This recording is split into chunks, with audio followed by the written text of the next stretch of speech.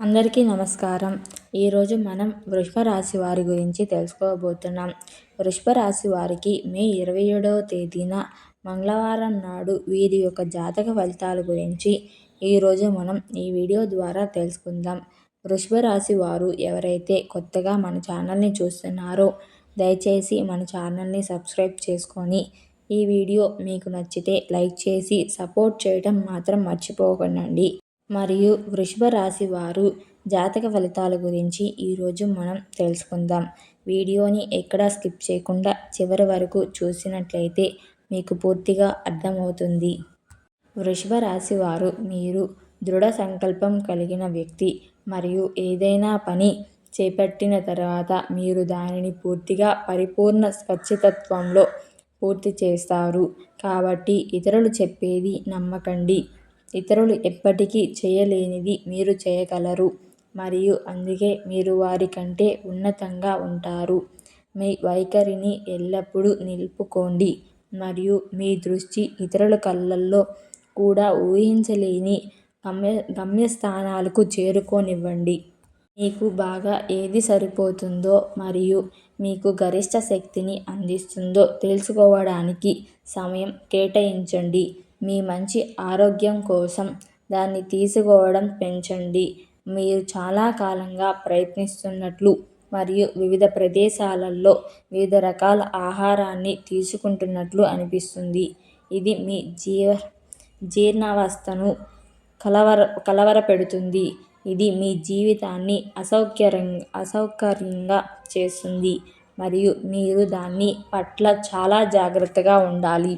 ఎవరూ పరిపూర్ణులు కారు.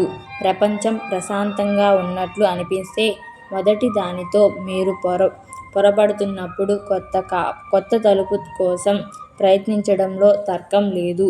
కోరికలకు అంతం లేదు కానీ మీరు మీ సంబంధంలో స్థిరంగా ఉంటేనే